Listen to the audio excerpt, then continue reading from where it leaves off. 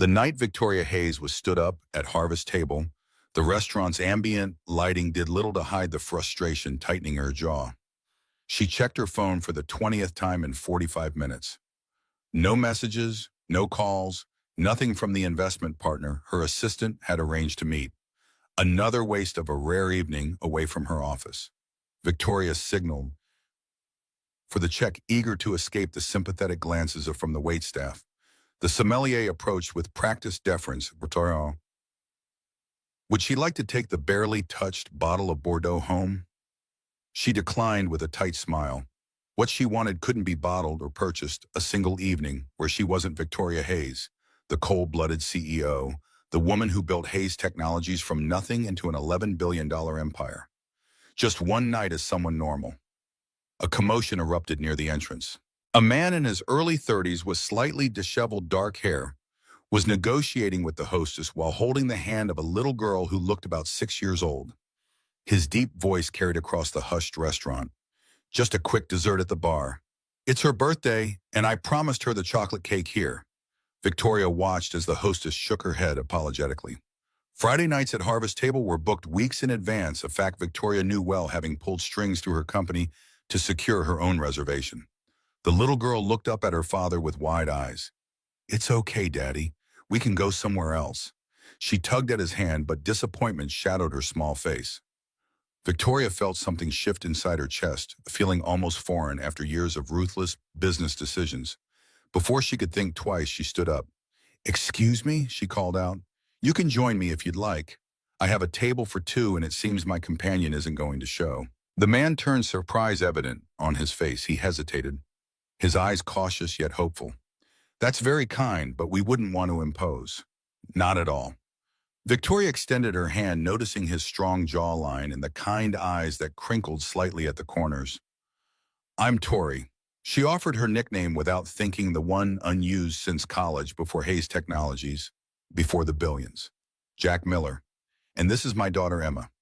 He shook her hand firmly, his grip honest and unpretentious. Are you sure we're not interrupting? You look like you were just leaving. Absolutely sure. In fact, you'd be saving me from the embarrassment of dining alone after being stood up. Victoria surprised herself with the candor, the small vulnerability she rarely showed.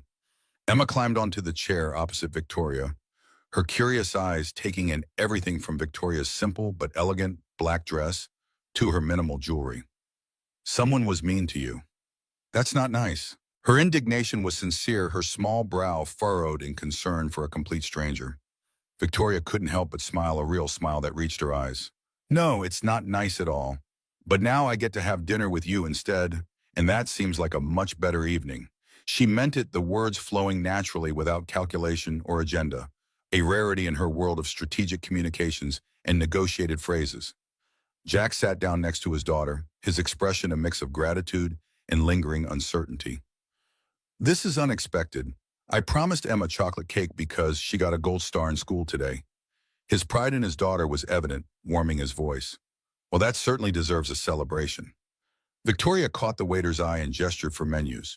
As they arrived, she noticed Jack's slight grimace when he glanced at the prices. Without missing a beat, she added, This is my treat. I insist as a thank you for saving me from a lonely dinner. We can't let you do that. Ooh. His refusal was immediate, a matter of principle rather than politeness. Victoria recognized the pride in his stance, respected it even as she formulated a workaround. My company has an expense account for client dinners, and since my client canceled, it would be a shame to waste it. The lie slipped out easily, a small deception that seemed harmless in the moment. There was no client, just a blind date, and the bill would come from her personal account, a drop in the ocean of her fortune. Jack seemed to relax slightly, though a hint of dignity still straightened his shoulders. All right, but only if you let me get the tip. Victoria nodded, admiring his insistence on contributing something.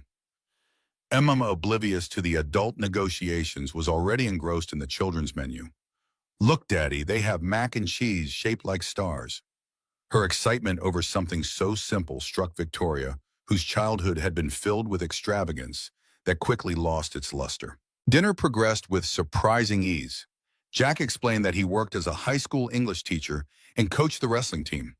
He'd been raising Emma alone since his wife died from complications during childbirth. The pain was evident in his eyes when he mentioned her, but there was also tremendous love when he looked at his daughter. Emma is my whole world, he said, simply ruffling her hair as she devoured her star-shaped pasta. Victoria found herself captivated by this man who spoke about literature with passion and treated his daughter with such tenderness and respect. When asked about herself, Victoria kept her answers vague. She worked in investment management.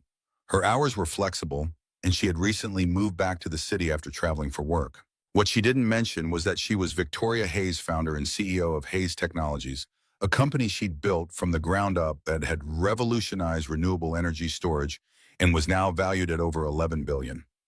She didn't mention the 3 homes she owned, the private jet, or the fact that she could buy this entire restaurant without blinking. For one night, she was just Tori, a woman enjoying dinner with a kind man and his adorable daughter. When Emma's chocolate cake arrived with a candle, both Victoria and Jack sang happy birthday, causing the little girl to beam with delight. Make a wish, Victoria encouraged. Emma closed her eyes tight, then blew out the candle with gusto. I'm not telling what I wished for, or it won't come true, she declared with the seriousness only a 6-year-old could muster. As the evening wound down, Jack insisted on leaving the tip, a generous amount that Victoria suspected might have been more than he could comfortably afford, but she respected his need to contribute. Thank you again, he said as they stood outside the restaurant. This was really nice. The sincerity in his voice touched something in Victoria that expensive business dinners and society events never reached. It was my pleasure, truly. Victoria found herself reluctant to say goodbye. Emma tugged on her hand, her small fingers warm against Victoria's palm. Do you like the playground? We're going to the big one in Central Park tomorrow. Her eyes were bright with hope for another encounter. Emma. Jack's gentle admonishment carried no real reprimand. I'm sure Tori has plans. Victoria hesitated only briefly. Actually, I don't. What time will you be there? The surprise on Jack's face quickly gave way to a warm smile that made Victoria's heart beat a little faster. Around noon. If that works, it's perfect. I'll see you both then. As Victoria watched them walk away, Jack holding his daughter's hand, she felt something she hadn't experienced in years. A lightness, a genuine connection untainted by power dynamics or hidden agendas. She slipped into the back of her waiting town car, careful to make sure Jack and Emma had turned the corner first. Home, Ms. Hayes, her driver asked. Yes, please, James. She leaned back against the leather seat, already looking forward to tomorrow, a sensation so unfamiliar, it took her a moment to recognize it as simple happiness. The contrast between her world struck her as the car pulled up to her Upper East Side mansion. The doorman greeted her with practiced deference as she entered the marble foyer. The space was immaculate, decorated by the city's top designer, yet it had never felt like home, just a showcase for her success. Victoria kicked off her heels and padded to her home office. She hadn't planned to work tonight, but old habits died hard. Notifications crowded her phone, 3 messages from her executive team, an alert about market fluctuations in Asia, and a reminder about tomorrow's board meeting. She ignored them all, something she never did, and instead found herself searching for Jack Miller online. A few clicks revealed his profile on the Westside High School website. English department, wrestling coach, faculty advisor for the literary magazine. A man grounded in community and service. No social media presence to speak of, another rarity in this digital age.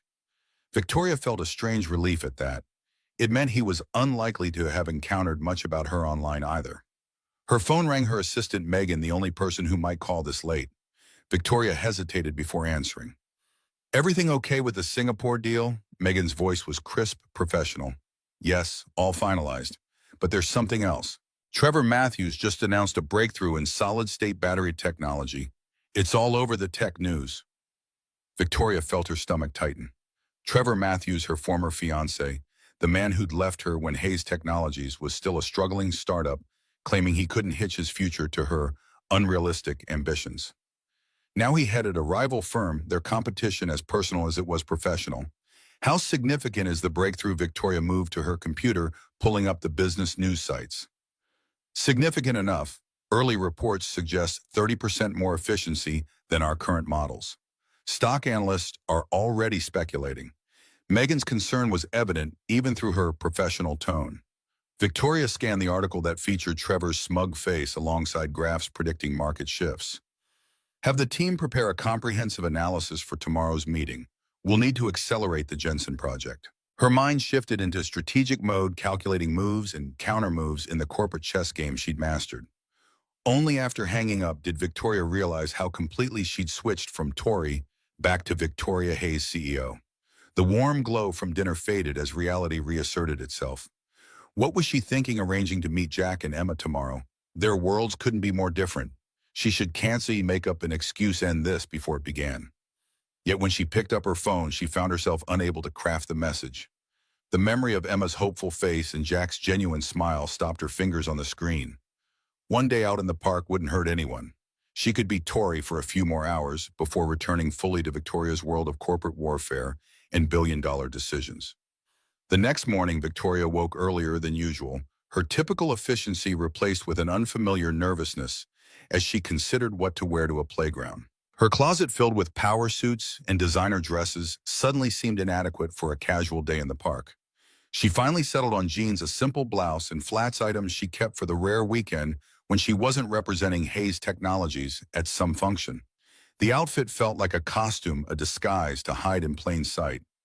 Victoria hesitated before her mirror, removing her signature watch and replacing it with a simple silver bracelet.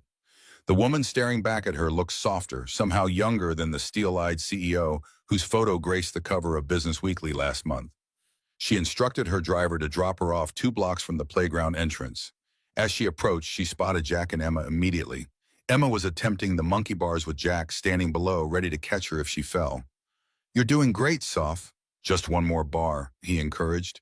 Emma's face was a mask of determination as she reached for the final rung.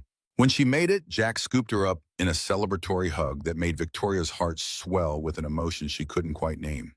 Emma spotted her first wriggling out of her father's arms to race over. "You came, did you see me on the monkey bars? I did it all by myself." Her excitement was contagious, her small face flushed with pride. "I did see. That was amazing," Victoria said, genuinely impressed. Jack approached more slowly, a smile playing on his lips. "I wasn't sure you'd actually come." The slight surprise in his voice suggested he was accustomed to people breaking promises. "I said I would," Victoria replied simply, feeling an unexpected need to prove herself trustworthy to this man who expected so little. The afternoon unfolded in a series of simple pleasures that Victoria had all but forgotten existed. Pushing Emma on the swings, the little girl's delighted squeals each time she went higher. Watching her navigate the climbing structure, her small face serious with concentration. Sitting on a bench, talking with Jack, while Emma made friends with other children. "So what happened to your date last night?" Jack asked, eventually his tone casual, but his eyes attentive. Victoria shrugged. "It was a blind date arranged by my assistant. I guess he took one look through the window and decided to bail." The truth was easier than fabricating a story about a fictional client. Jack shook his head. His loss. Seriously. The sincerity in his voice made her cheeks warm in a way board meetings and investor confrontations never did. "What about you? Do you date much?" The question slipped out before she could consider its implications. Between teaching, coaching, and Emma, not really. He watched his daughter playing tag with a group of kids. "It's been just the two of us for so long. I'm not sure I remember how dating works." "You're doing fine so far," Victoria said, surprising herself with her boldness. Jack turned to look at her, a question in his eyes that made her heart beat faster. Before he could speak, Emma came running over, breathless and flushed. "I'm hungry. Can we get hot dogs?" The moment dissolved, but the current of possibility remained. They bought hot dogs from a vendor and sat on a park bench to eat. Victoria couldn't remember the last time she'd had a street hot dog, probably not since college before her company took off. It tasted better than any 5-star meal she'd had recently. As the afternoon wore on, Emma's energy began to wane. She curled up against Jack's side, her eyelids growing heavy. "I think someone's ready for a nap," Jack said softly, his arm protectively around his daughter. "We should probably head home." Disappointment settled in Victoria's chest, but she nodded. "Of course." But Jack hesitated, seeming to weigh something in his mind. "Maybe we could do this again." His eyes met hers. "Maybe without the playground next time. Just you and me." Victoria smiled, a flutter of anticipation in her stomach. "I'd like that." They exchanged phone numbers, and Jack programmed hers into his phone under simply Tori. No last name, no company affiliation, just Tori. It felt refreshing, like slipping out of too tight shoes after a long day. As Victoria watched them leave, Jack carrying a sleepy Emma, she felt torn between two worlds. The world she'd built with ruthless determination of board meetings and billion-dollar decisions, and this new possibility of simple joy found on a park bench with a man who knew nothing of her empire. Her phone buzzes. A text from Megan. Emergency board call in 30 minutes, re Matthew's announcement. Victoria sighed, reality intruding. She texted back a confirmation and hailed a cab. The driver recognized her immediately. Mrs. Hayes, an honor to have you in my cab. Should I take you to Hayes Tower? His eager deference was a sharp contrast to Jack's straightforward treatment. Yes, please. Victoria slipped her CEO mask back on her mind, already shifting to the coming confrontation with her board. They would be panicking about Trevor's announcement demanding immediate action. She would need to be the calm, strategic leader they expected. Not the woman who had just spent the afternoon pushing a 6-year-old on a swing. The Hayes Technologies headquarters dominated the skyline, a gleaming testament to Victoria's vision and relentless drive. As she entered the executive elevator, employees nodded respectfully, their eyes lowering when she looked their way. The weight of being Victoria Hayes settled back on her shoulders, familiar and heavy. The boardroom fell silent as she entered. 8 men and 3 women in expensive suits looked to her for reassurance for the leadership that had turned their investments into fortunes. Victoria took her place at the head of the table, her casual park clothes replaced by an emergency suit kept in her office. Before we begin, I've reviewed the Matthews announcement, she said, her voice cool and controlled. It's significant but not catastrophic. Their solid-state technology shows promise, but faces substantial manufacturing hurdles. We've been anticipating this move. She nodded to her CTO, who began presenting the accelerated timeline for their own competing technology. As the meeting progressed, Victoria was fully present, steering the discussion with the strategic brilliance that had built her empire. Yet somewhere in the back of her mind, she kept seeing Jack's genuine smile, feeling Emma's small hand in hers. 2 worlds that seemed impossible to reconcile. After the meeting, Megan followed her into her office. The board's reassured for now. You always know exactly what to say to them. She placed a stack of documents requiring signatures on Victoria's desk. Victoria nodded absently, her mind elsewhere. Megan, tell me something. When was the last time I took a day off, a real day, not working from a different location? Megan blinked, surprised by the question. Honestly, I can't remember. Maybe 3 years ago when you had the flu. Even then you took calls from your bedroom. That's what I thought. Victoria signed the documents mechanically. Clear my schedule this Saturday, would you? The whole day. Megan's shock was evident. The request was unprecedented. Yes, the whole day, personal time. Victoria didn't elaborate, and Megan knew better than to ask. As her assistant left, Victoria found herself staring out at the city sprawled below her office, wondering which neighborhood Jack and Emma called home, wondering if she could really keep these worlds separate or if the collision was inevitable. Over the next few weeks, Victoria lived a double life. By day, she was the formidable CEO driving her company forward, countering Trevor's announcement with an accelerated innovation timeline that kept shareholders confident. But evenings and weekends increasingly belonged to Tori, the woman who met Jack for coffee after his teaching day, who joined him and Emma for dinner at modest restaurants where she insisted they split the bill, though she could have bought the entire block. They settled into a rhythm that felt surprisingly natural. Jack never asked about Tori's work beyond the basics, and she found herself grateful for his lack of curiosity. For once, someone was interested in her. Not her money, not her company, just her. She learned that Jack had grown up in a blue-collar family, the first to attend college, working construction each summer to pay tuition. He spoke of books with a passion that made them come alive, quoted Hemingway and Austen with equal reverence. His wrestling team had become a second family, the boys looking to him for guidance that extended far beyond the mat. Victoria found herself sharing parts of herself she'd kept hidden for years. Her childhood in a middle-class neighborhood in Connecticut, her parents' initial disappointment when she abandoned medical school for the uncertain world of tech startups. She spoke of her early vision for energy storage solutions and carefully editing out the billions that vision had eventually generated.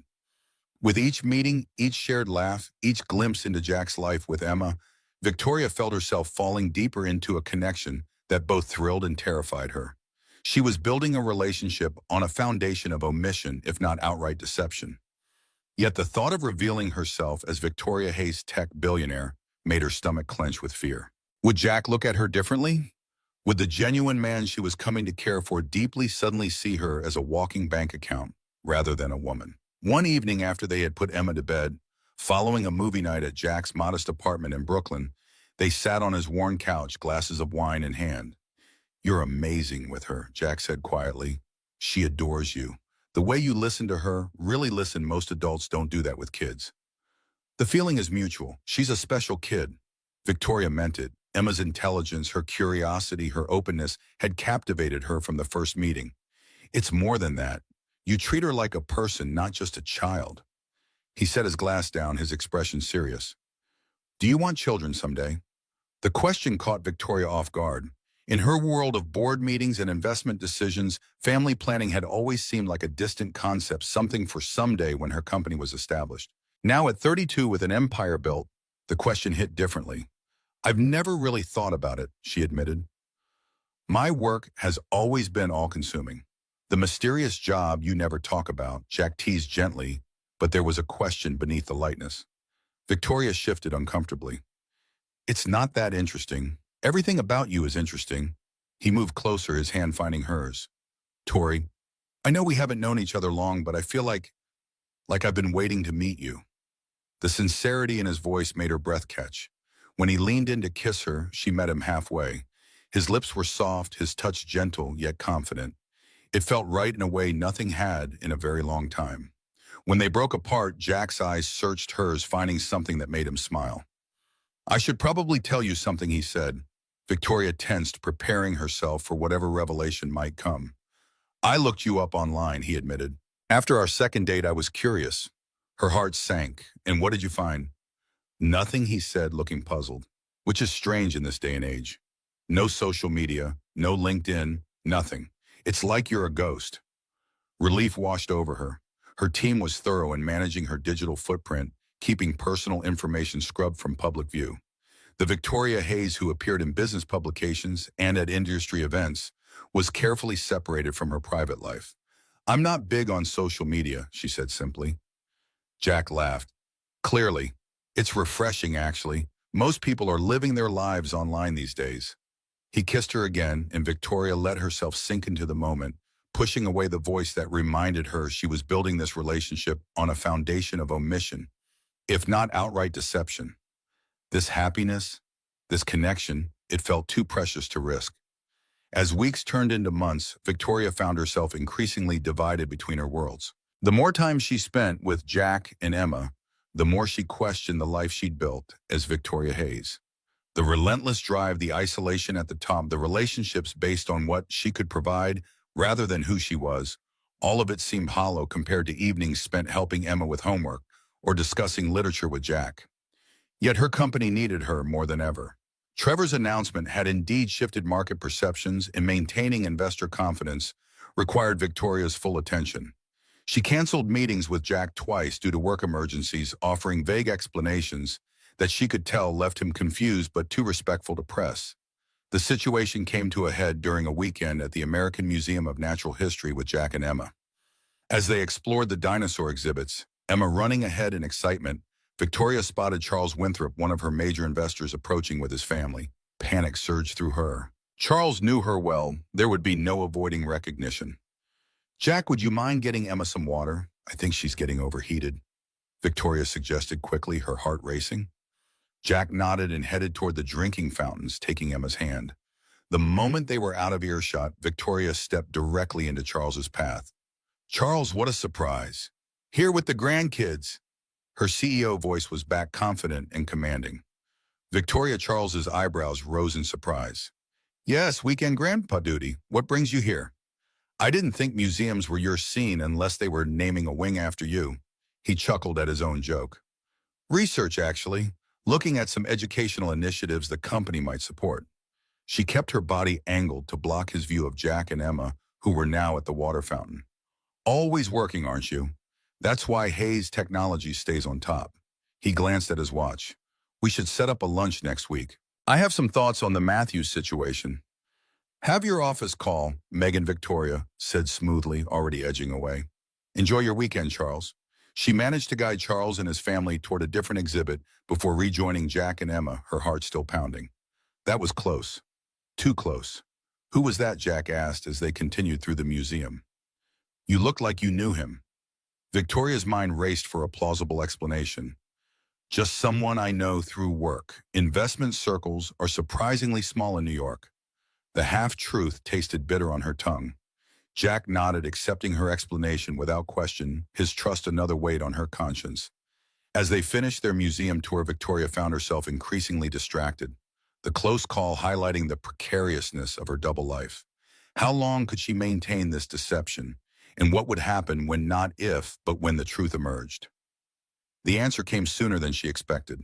3 days later, Victoria was having breakfast with Jack and Emma on a rare weekday morning. She'd cleared her calendar for Emma's school science fair that afternoon when her secure phone buzzed with the emergency code. I'm sorry I have to take this, she said, stepping away from the table. Her CFO's voice was tight with stress. Victoria, the Singapore markets are in free fall. Our Asia division needs direction immediately. The board is assembling for an emergency call in 30 minutes. I'll send the details to your tablet. I'll be there. Have the jet ready. She ended the call and returned to the table where Emma was explaining the intricacies of her school's upcoming science fair to her father. Everything okay? Jack asked, concern evident in his expression. Work emergency. I'm so sorry, but I have to go. She gathered her purse and already shifting to crisis management mode. Jack looked surprised. On a Wednesday morning, your investment firm needs you that urgently. It's international business at different time zones, she explained vaguely, hating each evasion. I'm sorry to miss hearing about your science project, Emma. She kissed the top of Emma's head, the child's disappointment evident in her downturned mouth. Will you tell me all about it when I get back? When will that be? Jack asked as he walked Victoria to the door. His confusion was understandable. What kind of mid-level investment manager gets emergency calls requiring immediate attention? I'm not sure. A few days, maybe a week. She couldn't meet his eyes. I'll call when I can. His confusion deepened to concern. A week, Tori, what exactly do you do? This doesn't sound like typical investment work. It's complicated. I'll explain everything when I get back. I promise. She kissed him quickly, guilt and anxiety churning in her stomach. I have to go. The next 12 days were a blur of emergency meetings, market stabilization efforts, and around-the-clock strategy sessions. The Singapore crisis was worse than anticipated, requiring Victoria's physical presence first there, then in Hong Kong. She called Jack when she could brief conversations that left him more confused than reassured. You're in Asia, he asked during one late-night call, the disbelief evident in his voice. For an investment job? It's complicated, she repeated, hating how evasive she sounded. So you keep saying, he replied, his patience clearly wearing thin. By the time Victoria returned to New York, nearly 2 weeks had passed. She texted Jack from the airport asking if she could come over. His reply was simple. We're home. When she knocked on his apartment door, it was Emma who answered, her face lighting up. Tori, you're back. Did you bring me something from your trip? Victoria's heart sank. She hadn't even thought to buy souvenirs, her mind consumed with corporate fires and market stabilization. I'm sorry, sweetie. It was all work, no shopping. Jack appeared behind his daughter, his expression guarded. Welcome back. The coolness in his voice stung. Can we talk? Victoria asked quietly. He nodded toward the living room. Emma, honey, can you play in your room for a bit? But Tori just got here, the little girl protested, her disappointment palpable. Just for a little while, please. Jack's gentle firmness left no room for argument. Emma reluctantly retreated, casting glances over her shoulder. When they were alone, Jack crossed his arms. So are you going to tell me what's really going on? Because investment analysts don't typically jet off to Asia at a moment's notice for weeks at a time. Victoria took a deep breath, the moment she'd been dreading finally upon her. You're right, I haven't been completely honest with you. She watched as his expression darkened. Are you married, is that it? The accusation startled her. What? No, nothing like that. Then what? Because I've been racking my brain trying to figure out why someone would be so secretive about their job. I'm not just an investment analyst. She paused, then decided to rip off the bandage. I'm the founder and CEO of Hayes Technologies. Jack stared at her blankly. It's a tech company, she continued. We specialize in renewable energy storage solutions. Recognition dawned slowly on his face. Wait, Hayes Technologies. The Hayes Technologies that's always in the business news. The billion-dollar company. 11 billion as of last quarter. She confirmed quietly, watching his face carefully. Jack sank onto the couch, visibly processing. You're a billionaire. His voice had a hollow quality that broke her heart. Yes. And you let me pay for coffee. You let me leave those tips at restaurants. His incredulity stung, though she understood it. I wanted you to see me, not my money. She sat beside him, not touching, but close. From the moment we met, you treated me like a person, not a bank account or a business connection. Do you know how rare that is in my world? But you lied to me, I omitted. I never directly lied. Even to her own ears, the distinction sounded weak. Lies of omission are still lies, Tori. Jack's jaw tightened. Or should I call you Victoria? I'm an English teacher. I understand semantics. Victoria felt her carefully constructed world crumbling. Did you think I'd treat you differently if I knew? That I would try to take advantage of you? It wasn't about that. She struggled to articulate feelings she'd barely acknowledged to herself. People always want something from me. Always. Business deals, investments, donations, connections. Nobody ever just wants me. I wanted you, he said quietly. Just you. The past tense wasn't lost on Victoria, and now Jack ran a hand through his hair, his frustration evident. I don't know. I feel like I don't even know who you are. I'm the same person who pushed Emma on the swings, who discussed Hemingway with you for hours, who kissed you on this couch. She reached for his hand. The money doesn't change who I am, but it changes things between us. He pulled his hand away. You live in a world I can't even imagine. Private jets and emergency board meetings in Asia. Meanwhile, I'm saving up for Emma's college fund and worrying about the rent increase next year. Those things don't matter to me. They should. They're reality. My reality. He stood up, pacing the small living room. And what about Emma? She's gotten attached to you. What happens when your world pulls you away again? When you disappear for weeks at a time with barely a phone call? The accusation stung because there was truth in it. I'm sorry about that. The crisis caught me off guard. I should have communicated better. Yes, you should have. His voice softened slightly. Look, I need some time to process this. It's a lot to take in. Victoria nodded, fighting back tears. I understand. Daddy Emma's small voice came from the hallway where she stood in her doorway. Why are you mad at Tori? Jack's expression immediately gentled. I'm not mad, sweetie. We're just having a grown-up talk. You sound mad. Emma approached cautiously. Is Tori leaving again? The hurt in the child's eyes was almost too much for Victoria to bear. I should go, she said quietly to Jack. Give you space to think. She knelt down to Emma's level, her heart breaking at the thought of losing this child she'd grown to love. I need to go home now, but I'm not disappearing again. I promise.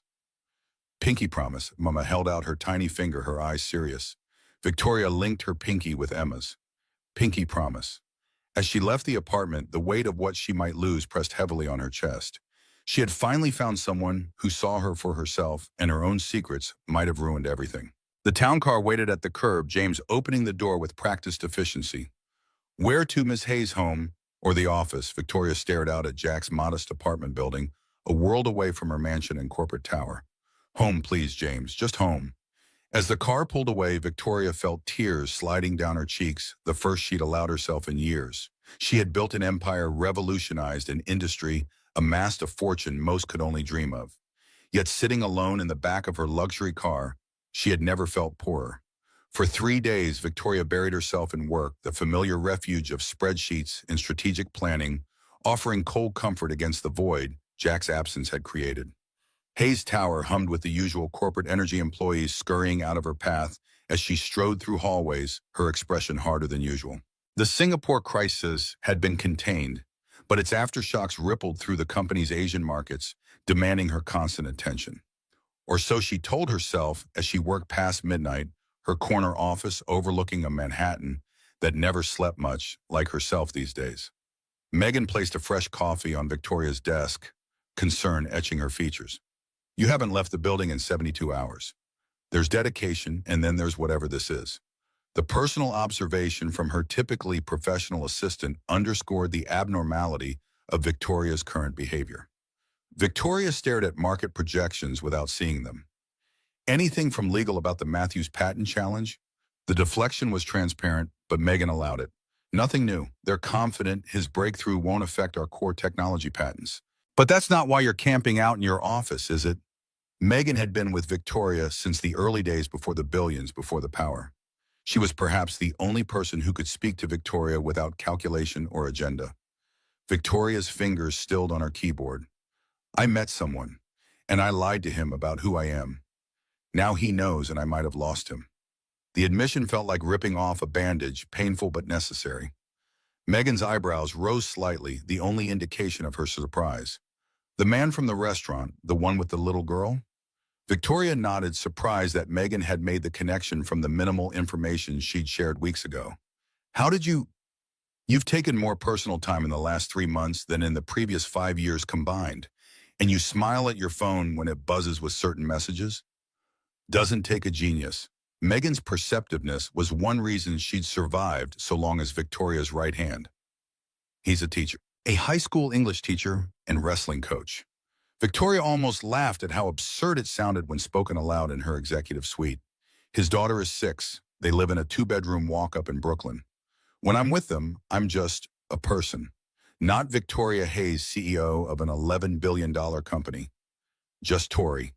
The diminutive felt foreign in this space where she'd always been Ms. Hayes or Victoria Never, the casual nickname of her pre-fame life. Megan nodded understanding without judgment.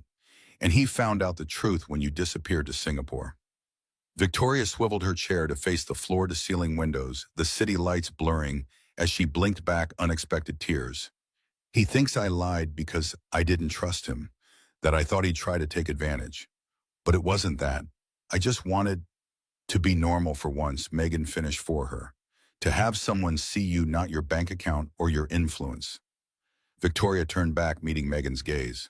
How do I fix this? The question hung in the air, vulnerable and uncharacteristic from a woman who always had answers, who built solutions from nothing. Megan considered for a moment. Maybe the same way you built this company, with honesty, determination, and the willingness to take a risk that matters. She gathered empty coffee cups from Victoria's desk. But first, go home and shower. You're the most powerful woman in tech, not a college student pulling an all-nighter. The gentle admonishment broke through Victoria's spiral, drawing a reluctant smile. Get out of my office before I remember I'm your boss. The exchange felt normal, grounding, when everything else seemed to be shifting beneath her feet. Back at her mansion, Victoria moved through empty rooms that had never felt quite so cavernous before. The cleaning staff had been and gone, leaving everything immaculate and soulless. She passed Emma's drawings, now framed on her study wall, colorful crayon creations given freely without knowledge of the wealth that surrounded them. The simple art held more value to Victoria than the original Rothko hanging in her dining room. She picked up her phone, composing and deleting messages to Jack. Every attempt sounded hollow or desperate. How could she compress the complexity of her deception, her fears, her hopes into a text message? She needed to see him to explain face to face. But he'd asked for space, and she owed him at least that much respect. Sleep eluded her as it had since leaving Jack's apartment. Victoria found herself in her home theater at 3 a.m., scrolling through news feeds rather than watching any of the thousands of films at her disposal. A headline caught her eye, sending ice through her veins.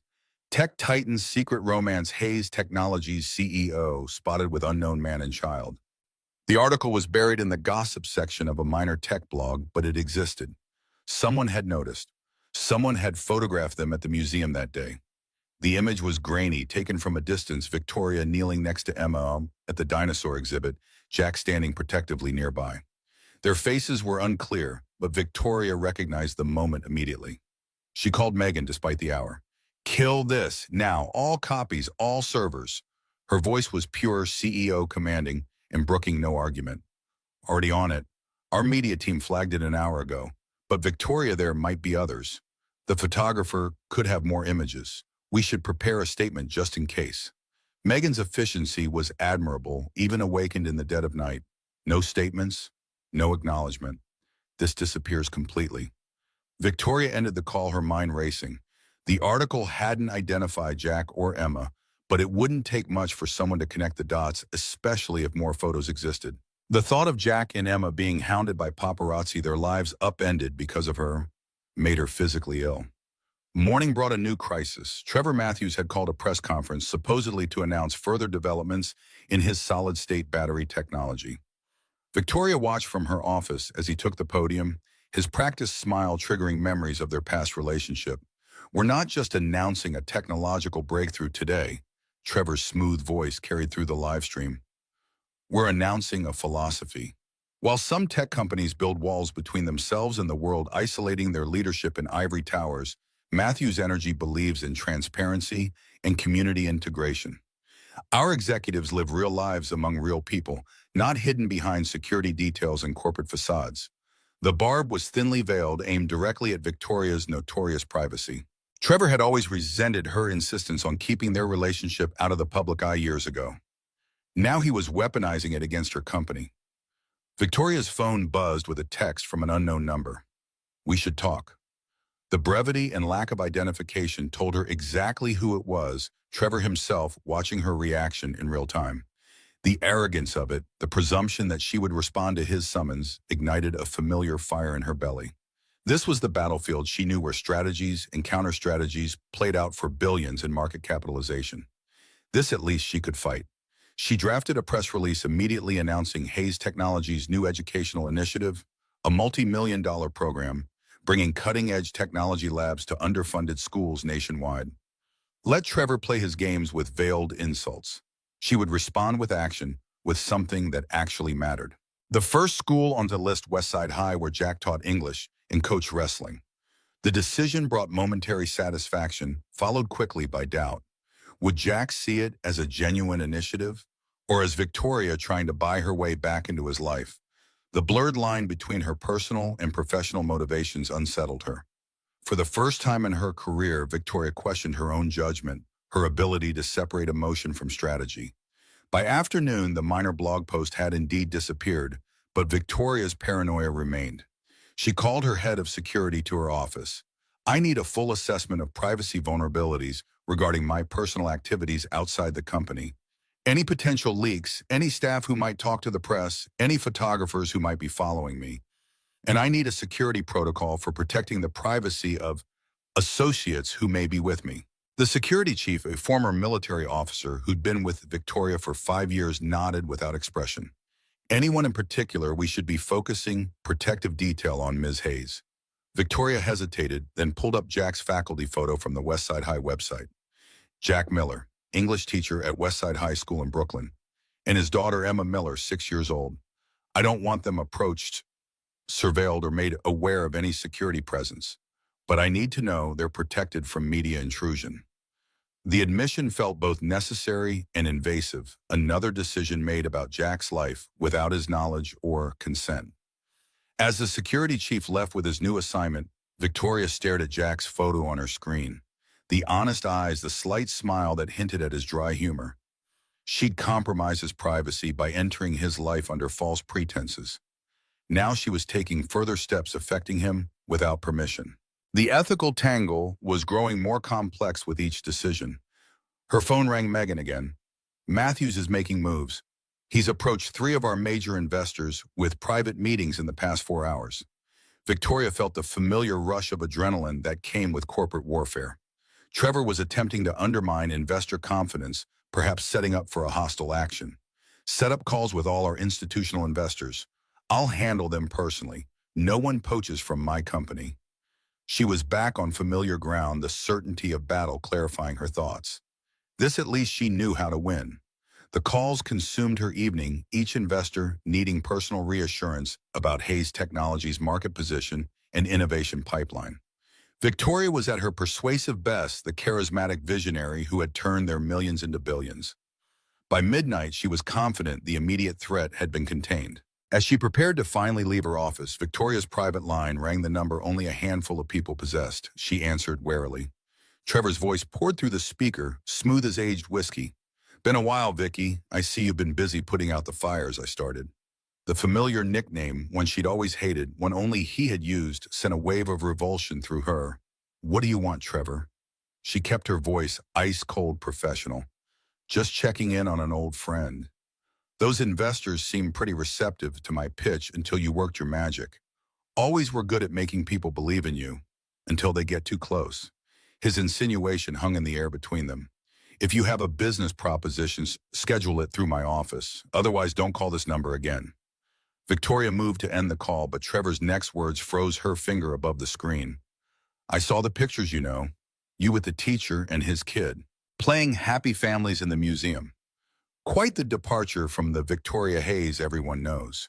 His tone was casual, conversational, but the threat beneath it was unmistakable. Victoria's heart hammered against her ribs. What pictures? The denial was automatic, though she knew exactly what he meant. Don't insult my intelligence, Vicky. I have friends at every tech blog in the country. Your cleanup crew was impressive, but not quite fast enough. Trevor's smug satisfaction was palpable, even through the phone. I'm curious, does he know who you really are? Or are you playing dress-up, slumming it with the common folk?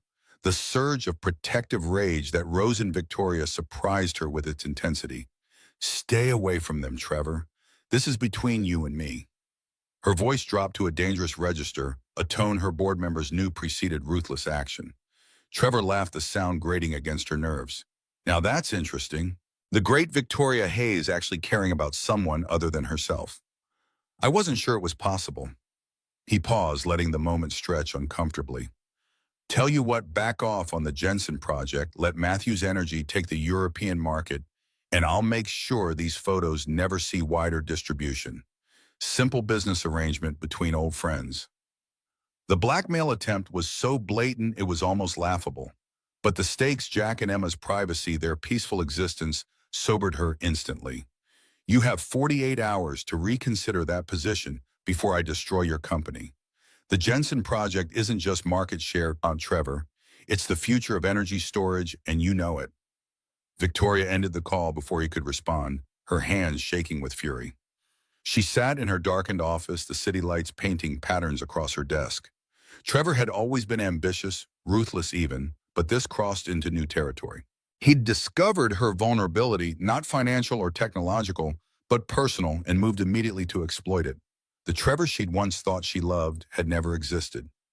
A text message illuminated her phone. Unknown number again, but not Trevor this time. I know I asked for space, but Emma keeps asking about you. She misses Tori. Jack's message, brief and careful, cracked something in Victoria's chest. Below it, a photo, Emma holding up a science fair ribbon, beaming with pride. First place, Victoria stared at the image, the small triumph, somehow more significant than any corporate victory she'd achieved. She texted back after careful consideration. Tell her congratulations from me. I miss her too. And you, the admission felt dangerous and necessary, a truth she couldn't hold back. Jack's response came quickly. Maybe we could talk this weekend. I'm still processing everything, but Emma's been drawing pictures of you every day. Seems wrong to keep you apart because of adult complications. Relief flooded through Victoria, followed immediately by anxiety. Trevor's threat loomed large, the 48-hour deadline ticking in her mind. Would meeting with Jack put him and Emma at greater risk, or would staying away simply punish them all for her deception and Trevor's malice Saturday? Your place or mine, she hit send before she could overthink it, then followed quickly with another message. That came out wrong. I meant, where would you be comfortable meeting? Jack's response made her smile for the first time in days. Neutral territory might be best. The playground where we went that first weekend, knew Emma would love it. The playground, where she'd first watched Jack with his daughter, first felt that unexpected pull toward their simple, authentic connection. Perfect, I'll be there. No driver, no security, no CEO trappings, just me. It was a promise to herself as much as to him. The next morning brought new complications. Victoria's security chief entered her office without appointment, his expression grave. Ms. Hayes, we've detected surveillance on Mr. Miller and his daughter. Not media professional, possibly corporate espionage. They were followed to school yesterday and back to their apartment. Victoria's blood ran cold. Trevor, it had to be. He was gathering leverage, watching for patterns, Weaknesses. Are they in danger? Her voice remained steady though her pulse raced. Not immediate physical danger, but their privacy has been compromised. We've established counter-surveillance, but haven't intervened directly per your instructions to remain invisible. The security chief's training kept any judgment from his voice, but Victoria heard the unspoken question. At what point would she authorize more direct protection? Keep watching. If anyone approaches them, I want to know immediately. And I want profiles on whoever Trevor has hired. Full background capabilities. Known associates. Victoria made the decision instantly. She would not let Trevor's games endanger Jack and Emma, even if it meant revealing her own protective measures. The next 48 hours passed in a blur of strategic meetings, investor calls, and preparation for Saturday. Victoria found herself distracted during board discussions, her mind wandering to the playground, to Emma's smile, to Jack's honest eyes now clouded with doubt because of her deception. Friday afternoon, Trevor called again. Time's up, Vicky. What's it going to be? The Jensen project or your little secret goes public? His confidence grated against her nerves. Victoria had prepared for this moment, gaming out scenarios with her executive team without revealing the personal stakes. I have a counter-offer, Trevor. She kept her voice professionally pleasant, as though discussing a routine business matter. Matthew's Energy has been struggling with manufacturing scale-up. Your prototype works in the lab but can't be mass-produced cost-effectively. My engineers confirmed it last week. Trevor's silence confirmed her intelligence was accurate. She continued pressing her advantage. Hayes Technologies will license certain manufacturing processes to Matthew's Energy, not the core technology, but enough to solve your production bottleneck. In exchange, you forget you ever saw any photos of my personal life, and we establish clear boundaries for competition going forward. The offer was generous on its face, solving Trevor's most pressing problem while protecting her privacy. But Victoria knew the manufacturing license would bind Matthew's Energy to Hayes Technologies in subtle ways, creating dependencies that would benefit her company long-term. Even in personal crisis, she remained the strategic genius who had built an empire. You always were 2 steps ahead, Vicky. Trevor's voice held reluctant admiration. Fine. Send over the licensing agreement. But don't think this makes us friends. I haven't forgotten how you left things between us. Victoria nearly laughed at his revisionist history. Their breakup had been entirely his doing. His inability to believe in her vision, his resentment of her growing success. But correcting him served no purpose now. The agreement will be with your legal team within the hour. And Trevor, if I ever hear you've been watching Jack and Emma again, the deal is void, and I will bury your company so deep even your grandchildren won't find the remains. She ended the call. Satisfaction warming her chest. One crisis averted. Saturday morning dawned clear and cool, perfect autumn weather for a playground visit. Victoria dressed with uncharacteristic indecision, trying on and discarding outfits that felt too corporate, too casual, too calculated. She finally settled on jeans, a simple sweater, and flats similar to what she'd worn that first day with Jack and Emma when she'd been Tory without complications. She dismissed her driver for the day, opting instead for a rideshare that dropped her 2 blocks from the playground. The walk allowed her to settle her thoughts, prepare for whatever reception awaited her. As the playground came into view, she spotted them immediately, Jack pushing Emma on the swings, the little girl's delighted laughter carrying across the park. Victoria hesitated at the entrance, suddenly uncertain. Jack looked up, their eyes meeting across the distance. He said something to Emma, who turned and saw Victoria. The child's face lit up with pure joy as she jumped from the swing midair, racing across the playground with abandon. Tory. Emma crashed into Victoria's legs, wrapping her arms around them with complete trust and affection. You came back. I knew you would. Daddy said you might be too busy with your important job, but I told him you promised, and you don't break promises. The unconditional welcome broke something open in Victoria's chest. She knelt to Emma's level, enveloping the small body in a genuine hug. I missed you so much.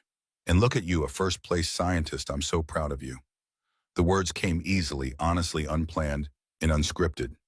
Jack approached more slowly, his expression guarded but not hostile. His hands were shoved deep in his pockets, a physical manifestation of his emotional reservation. Hey. He stopped a few feet away, maintaining a careful distance that hadn't existed between them before. Hey, yourself. Victoria straightened Emma, still clinging to her hand.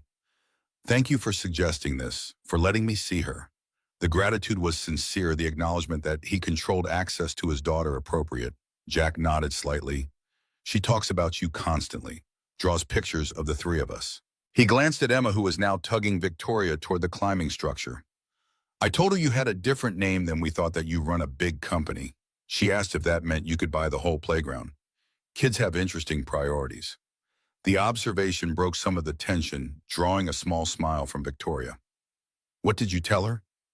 She allowed Emma to pull her along, Jack falling into step beside them.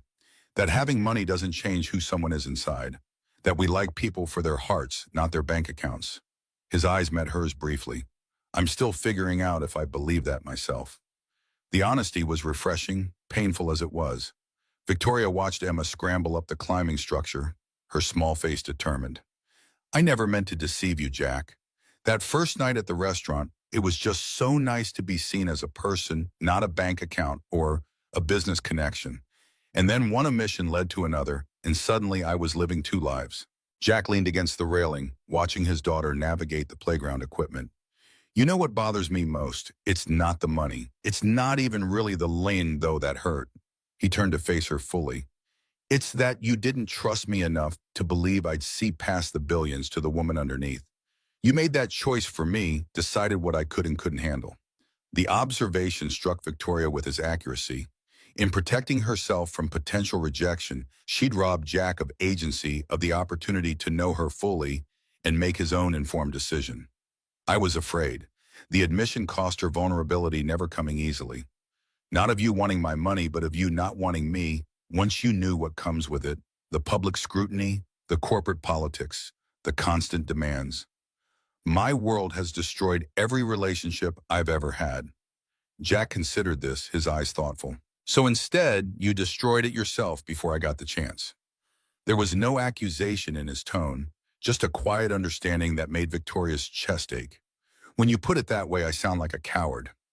She attempted a smile that didn't quite reach her eyes. Maybe I am in this one area. I can face down hostile takeovers and market crashes without blinking.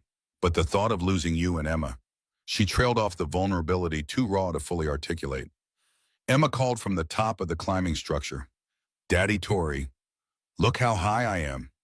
Both adults instinctively looked up, their faces mirroring concern and pride at her achievement. Be careful, sweetheart. Jack's focus shifted entirely to his daughter, the parent in him momentarily overriding all other concerns.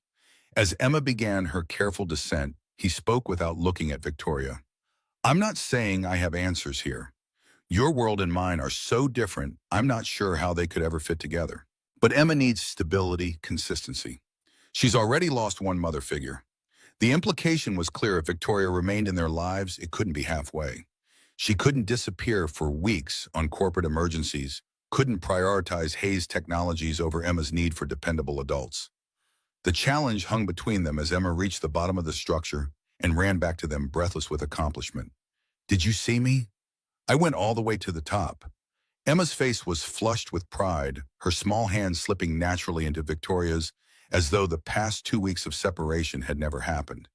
Victoria squeezed the tiny fingers gently. I saw you. You were so brave. The simple praise lit up Emma's expression, reinforcing for Victoria just how powerful her presence in the child's life had become, and how careful she needed to be with that influence. They spent the next hour moving through the playground's attractions, a strange family unit bound by tentative reconciliation and a child's unquestioning acceptance. Victoria pushed Emma on the swings. Jack spotted her on the monkey bars, both adults naturally coordinating their efforts without discussing it. To outside observers, they might have appeared to be any normal family enjoying a weekend outing. As Emma ran off to join a group of children building a leaf pile, Jack and Victoria settled on a bench, watching her from a distance. She seems happy, Victoria observed, the simple statement, laden with unspoken questions about their future. Jack nodded, his eyes on his daughter. She is. Kids are resilient, but they also notice everything. He turned slightly toward Victoria. Last night she asked me if you were going to be her new mommy. No pressure or anything. His attempt at humor barely masked the seriousness of the situation. Victoria's breath caught. What did you tell her? The question felt monumental, as though Jack's answer to his daughter might determine the course of all their lives. I told her that you and I are still getting to know each other and that being someone's mommy is a very special job that people need to be ready for. His eyes met hers directly. Then she asked if you have enough money to buy us a house with a backyard for a dog, and I realized I'm raising a tiny gold digger. The joke broke the tension, drawing a genuine laugh from Victoria. Smart kid, knows how to negotiate. Victoria's smile faded into seriousness. Jack, I need you to know something. Since our conversation at your apartment, I've been rethinking a lot of things. How I run my company, how I balance my life, what really matters. Her hands twisted in her lap, uncharacteristically fidgety. Hayes Technologies has consumed me for so long, I'm not sure I know how to be anything else. But being with you and Emma, it's the first time in years I've felt like a complete person, not just a CEO. Jack was quiet for a long moment, processing her words. Victoria Hayes, tech billionaire, taking life lessons from a high school teacher and a 6-year-old. His tone was light, but his eyes were serious. That's a pretty big shift. Are you sure it's real, not just the excitement of something new and different? The question was fair, even necessary. Victoria considered it honestly before answering. When I was in Singapore dealing with market crashes and emergency board meetings, all I could think about was getting back to you and Emma. Not because it was an escape, but because it felt more real than anything else in my life. That terrified me. Still does, if I'm being honest. Jack watched Emma playing with the other children, her laughter carrying across the playground. I wish I could tell you I have all this figured out. That I know how to reconcile Victoria Hayes, billionaire CEO, with Tori, the woman who reads bedtime stories to my daughter with all the right voices. He ran a hand through his hair, a gesture Victoria had come to recognize as a sign of his inner conflict. But I don't. I just know Emma lights up when she sees you, and despite everything, so do I. The admission, simple and unadorned, pierced through Victoria's carefully constructed defenses. Before she could respond, her phone buzzed with an urgent message. She glanced at it automatically, then stiffened. Trevor had broken their agreement, authorizing the release of the museum photos to a major tech blog. The headline was already spreading across social media: Hayes Technologies CEO's secret life with Brooklyn teacher and child. Jack noticed her expression immediately. What is it? His concern was genuine, a reminder of how naturally attentive he was to others' emotional states.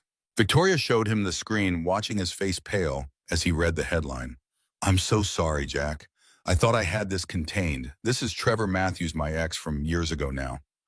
A competitor. He's been watching us gathering information. She explained briefly about the blackmail attempt, the licensing agreement, Trevor's apparent decision to break their deal anyway. Jack's expression hardened as he processed this invasion of his and Emma's privacy. So now what? We're news gossip for the tech world. His protective instinct was palpable, his eyes immediately seeking Emma among the playing children. Victoria's strategic mind was already several steps ahead, planning damage control. My PR team will issue a statement acknowledging that I'm dating someone not in the tech sector, emphasizing that our privacy should be respected. No names, no details. The school will need security for a few days. Paparazzi might show up looking for you and Emma. Her corporate response was automatic, efficient, and entirely wrong for the moment as she realized from Jack's darkening expression. Is that how you handle everything with PR teams and security detail? His voice was quiet but tense. This isn't a corporate crisis, Victoria. This is our lives, my daughter's life. The use of her full name rather than Tori wasn't lost on Victoria. She'd slipped back into CEO mode at the first sign of trouble, confirming Jack's worst fears about their different worlds. You're right, I'm sorry. She forced herself to slow down, to think like Jack's partner, rather than Hayes Technologies' leader. What do you want to do? This affects you and Emma more than me. I'm used to public scrutiny. Jack stood, his posture rigid with stress. I need to get Emma home, away from here, before any reporters show up. His protective instinct overrode all other considerations. As for what happens next, I honestly don't know. This is exactly what I was afraid of when I found out who you really are. Our worlds colliding, hurting the people I care about. Victoria felt the distance between them expanding again, all the progress of their playground reunion threatened by Trevor's vindictive action. Let me come with you. We can talk about this, figure it out together. The plea was unlike her usual decisive commands, a request rather than an expectation. Jack hesitated, torn between his desire to protect Emma from all complications and his recognition that excluding Victoria from decisions would only replicate the dynamic he'd criticized her for earlier. Okay, but not to our apartment. Too obvious if someone's looking. He thought for a moment. The school? My classroom? I have keys and no one would expect us there on a weekend. The solution was practical, showing Jack's ability to think clearly even under stress. Victoria nodded, relieved he wasn't shutting her out completely. I'll call for a car with tinted windows, less conspicuous than arriving in my usual town car. The compromise felt right, using her resources without flaunting them. As they gathered Emma from her play, explaining they needed to leave for a special surprise, Victoria's phone rang again. Megan with news she needed to hear immediately. She stepped a few paces away to take the call, keeping Jack and Emma in her sightline. We have a bigger problem than the photos. Megan's voice was tight with urgency. Trevor's made a move. He's contacted 3 of our board members with an unofficial takeover proposal. He's using the media distraction about your personal life to make his play. The board's calling an emergency meeting for tomorrow morning. Victoria's mind raced, corporate strategy and personal crisis colliding. The timing wasn't coincidental. Trevor had orchestrated this attack precisely when she was most vulnerable, most distracted by personal matters. He'd always been ruthlessly opportunistic, using any advantage without moral qualms. Assemble the executive team. I need defensive scenarios prepared before that board meeting. And Megan, make sure our counterintelligence unit is activated. I want to know every conversation Trevor has had with our board members, every promise he's made. Victoria's voice was steel, the CEO fully present despite the playground setting. Jack approached with Emma, having collected their belongings. Ready? His eyes questioned the phone call, sensing its importance. Victoria ended the call, compartmentalizing the corporate crisis to focus on the personal one. The car will be here in 5 minutes. She knelt to Emma's level, keeping her voice light despite the tension thrumming through her body. Ready for a secret adventure to Daddy's classroom? Emma's eyes widened with excitement, blissfully unaware of the adult complications swirling around her. Can we write on the whiteboard? Daddy never lets me touch his special markers. Her innocent enthusiasm was a stark contrast to the high-stakes maneuvering Victoria had just engaged in. I think that could be arranged, just this once. Jack's attempt at normalcy for his daughter's sake tugged at Victoria's heart. Despite everything, his first priority remained Emma's well-being and happiness. The car arrived, an unmarked SUV with tinted windows rather than Victoria's usual luxury town car. As they settled inside, Emma between them in the back seat, Victoria felt worlds colliding in ways she couldn't control. Her corporate empire threatened by Trevor's machinations. Her personal happiness hanging by a thread as Jack confronted the realities of her public profile. Everything she valued, everything she had built or hoped to build, suddenly precarious. Jack's hand found hers across the back seat, a silent acknowledgement that whatever came next, they would face it together, at least for now. The simple human connection grounded Victoria amid the chaos, reminding her why this fight, unlike any corporate battle she'd waged, truly mattered. This wasn't about market share or technological superiority. This was about something far more valuable and infinitely more fragile, the possibility of family, of belonging, of love, without calculation or agenda. As the car navigated Brooklyn streets toward Westside High School, Victoria made a silent vow. She would not let Trevor take this from her. Not her company, and not these 2 people who had somehow become essential to her happiness. For the first time in her career, Victoria Hayes would fight not just to win, but to protect something that couldn't be measured in billions. Westside High School stood empty and silent on Saturday afternoon, its hallways echoing with the weekend absence of teenage energy. Jack led them through side doors with his faculty key, Emma skipping ahead with the unbridled excitement of accessing forbidden territory during off hours. The classroom revealed Jack's professional world walls, adorned with literary quotes, student essays, displayed with pride, a wrestling tournament bracket penciled on one corner of the whiteboard. Victoria absorbed these details hungrily, connecting them to the man she'd come to care for. This space represented the other half of Jack, the dedicated educator who shaped young minds, the respected coach who built character through sport. His territory, his domain of expertise, far from the gleaming corporate towers where she reigned. Emma made a beeline for the whiteboard, eyeing the colored markers with covetous enthusiasm. Can I draw now, Daddy? Please, her innocent obliviousness to the adult tension provided momentary relief from the pressure building around them. Jack found a clean section of the board. Just here, okay? These notes are from Monday's class. His gentle boundaries with his daughter spoke volumes about his parenting style, firm, but kind, structured, yet allowing for joy. As Emma happily began creating a colorful masterpiece, Jack gestured Victoria toward his desk. Might as well be comfortable. This could take a while. The deliberate casualness of his tone barely masked the gravity of their situation. Victoria perched on the edge of his desk, taking in the organized chaos of an English teacher's workspace dog-eared novels, essays awaiting grades, a coffee mug proclaiming, "To be or not to be," with Shakespeare's silhouette. Her phone buzzed continuously with crisis alerts, each one demanding immediate attention. She silenced it without looking a decision that would have been unthinkable weeks ago. So, your ex-boyfriend is trying to take over your company and using us as pawns in his corporate chess game. Jack's summary cut through pretense, naming their reality with characteristic directness. And now my daughter's picture is probably trending on tech Twitter. Welcome to dating Victoria Hayes. The bitter edge in his voice stung, but Victoria recognized the fear beneath it. Fear for Emma, fear for their privacy, fear for the simple life he'd built being irrevocably altered. I never wanted this for you, Jack. Either of you. If I could undo Trevor's vindictiveness, I would in a heartbeat. Her sincerity was absolute, her regret palpable. Jack leaned against a student desk, watching Emma draw with one eye while focusing on Victoria with the other. The thing is, this isn't just Trevor. It's your world. Even if we solve this immediate crisis, there will be others. Your life comes with spotlights. Mine needs shadows for Emma to grow up normal. He ran his hand through his hair, the familiar gesture of frustration and concern. I don't know how to reconcile those realities. Victoria felt the weight of his words, their painful truth. You're right. My world comes with complications I can't eliminate. Being with me means some level of public interest, security concerns, wealth disparities.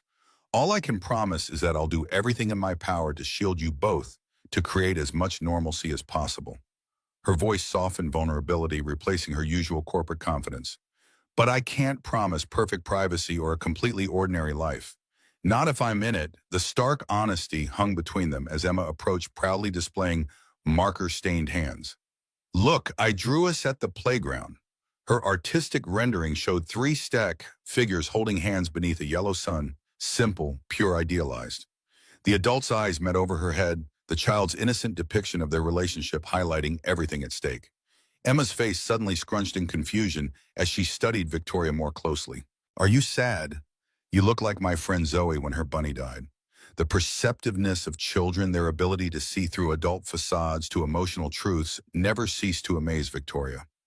I'm just worried about some grown-up problems, sweetheart. Victoria kept her tone gentle, unwilling to burden Emma with adult complexities. But seeing your beautiful picture makes me feel much better.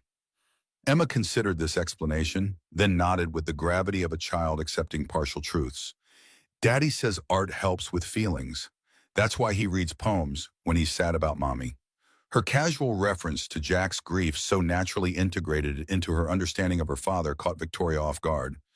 Jack cleared his throat, clearly uncomfortable with this glimpse into his private coping mechanisms. Emma, why don't you draw on another picture? This time maybe of your science fair project. He redirected his daughter with practiced ease, though his eyes remained troubled when they returned to Victoria. Once Emma was again absorbed in her artistic endeavors, Jack lowered his voice. Look, I need to know something. His intensity demanded Victoria's full attention. Is this us worth fighting for to you? Not just a novelty break from boardrooms in billion-dollar deals. Because Emma's already attached, and I can't let her heart get broken if this is just an exciting detour for you. The question cut to the core of Victoria's intentions, her commitment, her understanding of what building a life with Jack and Emma would truly require.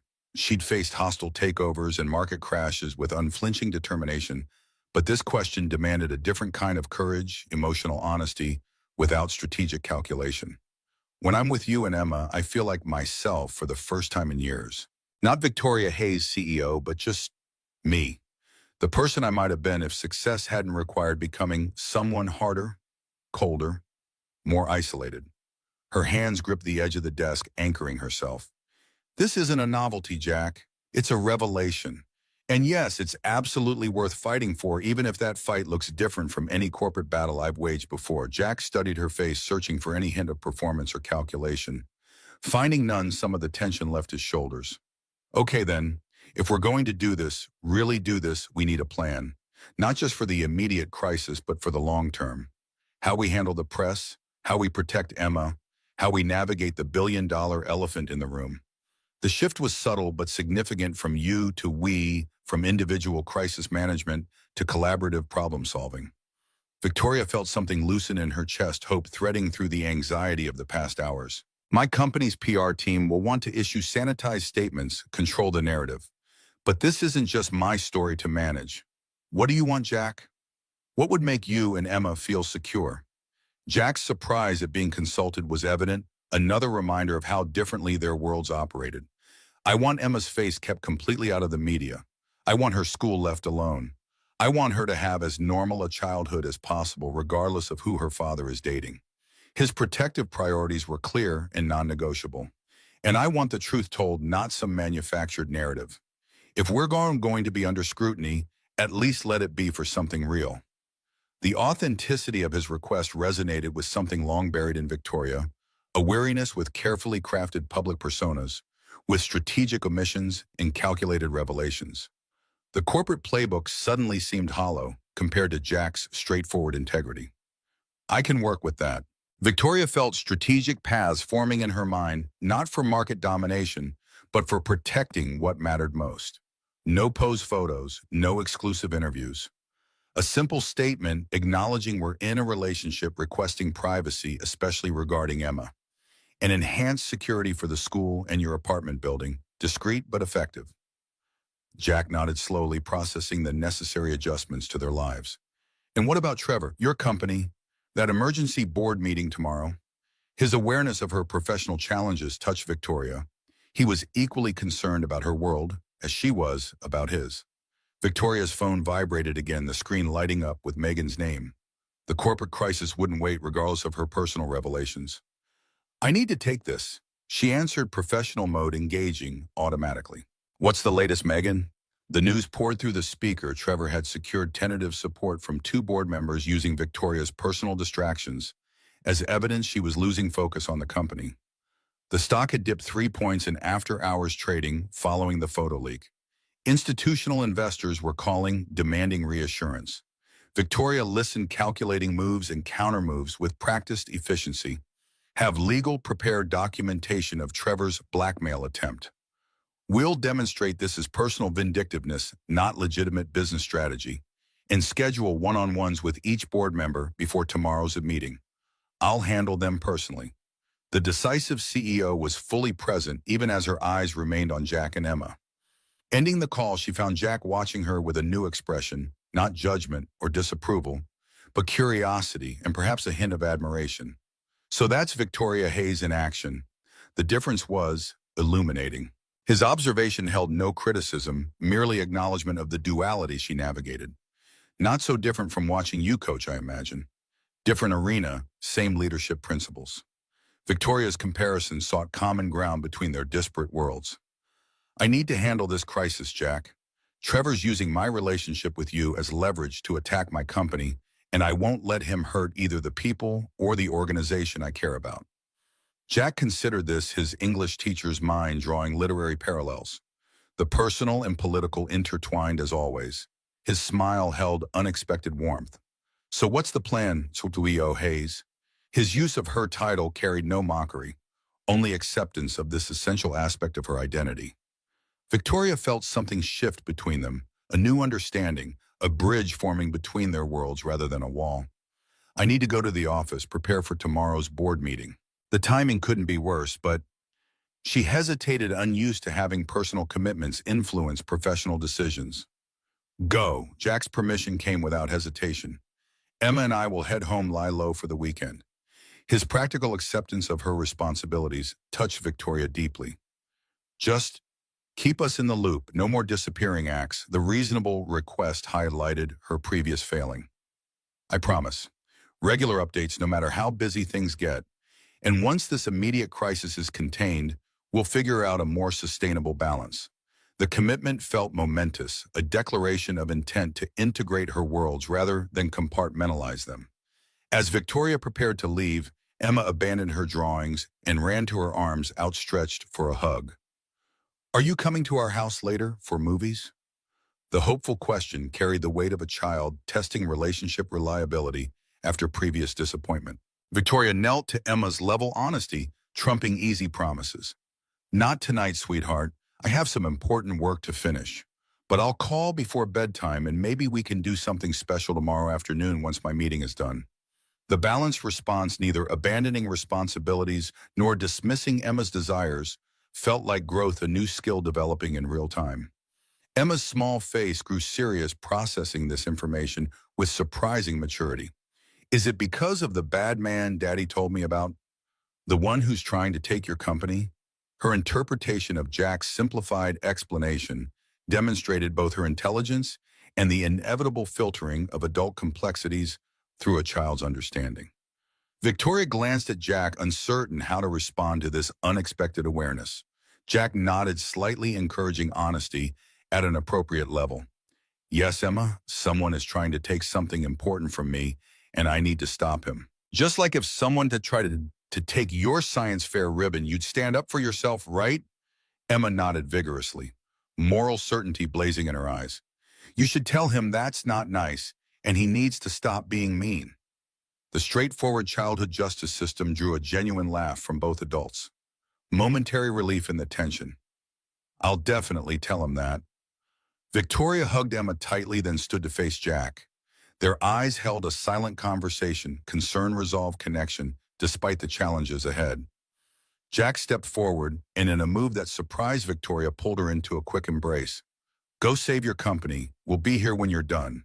His support offered, despite his own reservations about her world, filled Victoria with determination unlike any corporate motivation she'd previously experienced. This wasn't about market share or stock prices. This was about protecting the possibility of a future with these two people who had inexplicably become essential to her happiness.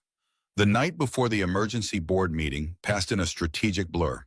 Victoria worked through the night at Hayes Tower, her executive team rallying around her with loyalty that Trevor had clearly underestimated.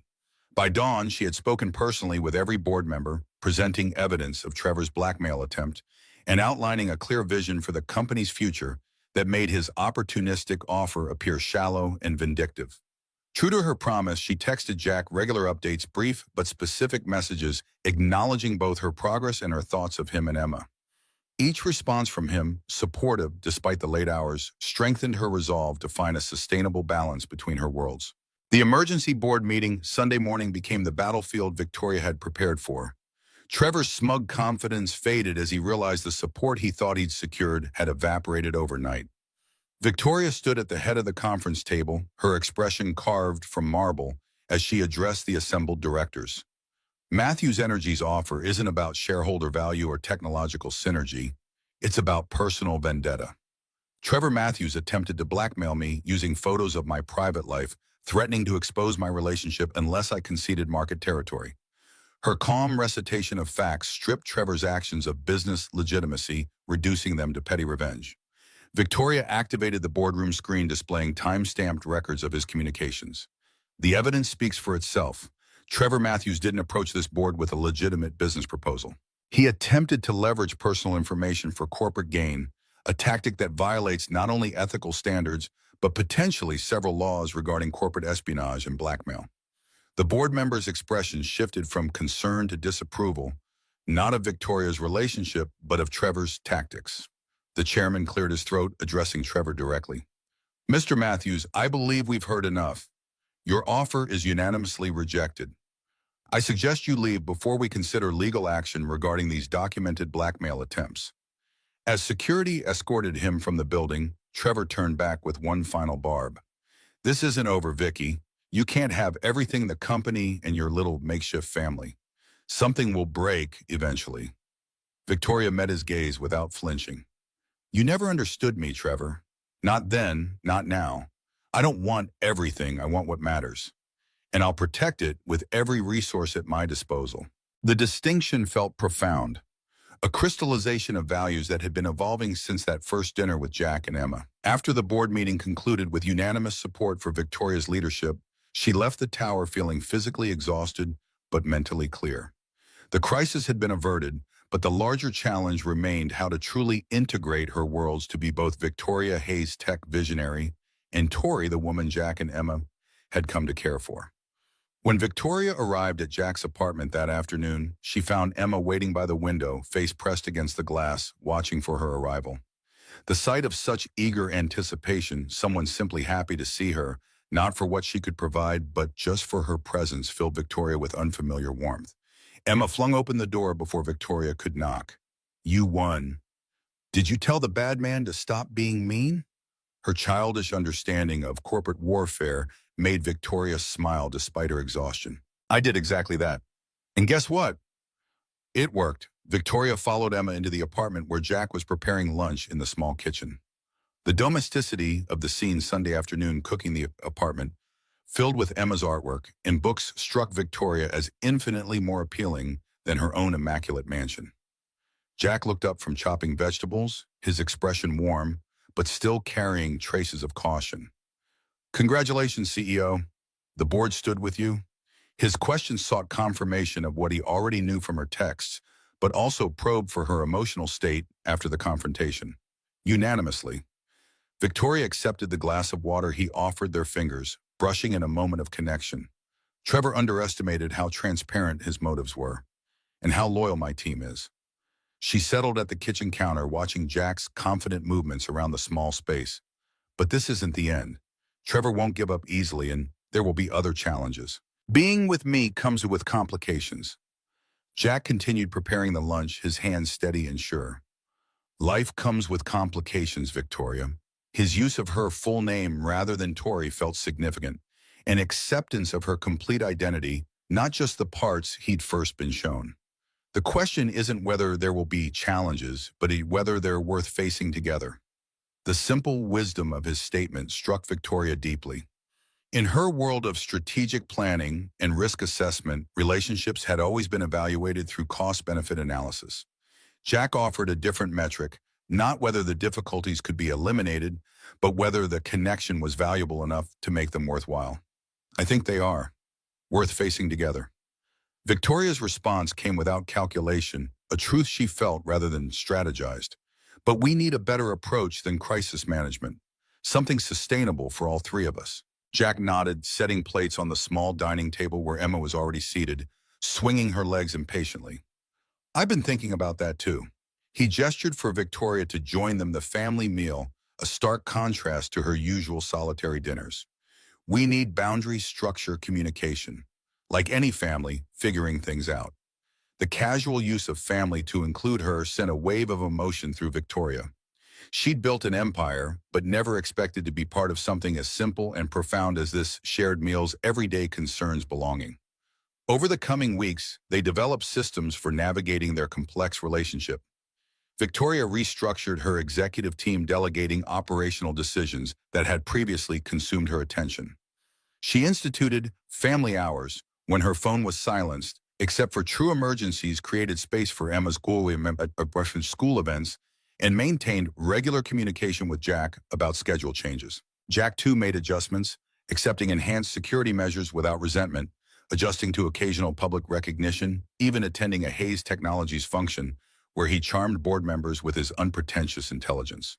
The wealth disparity remained a sensitive issue, but open communication prevented these moments from festering into resentment. 3 months after Trevor's failed takeover attempt, Victoria proposed a more radical change. She invited Jack and Emma to her office on a Saturday morning, the first time they had visited her professional domain. Emma marveled at the floor-to-ceiling windows and executive toys on Victoria's desk, while Jack observed the command center of her empire with quiet assessment.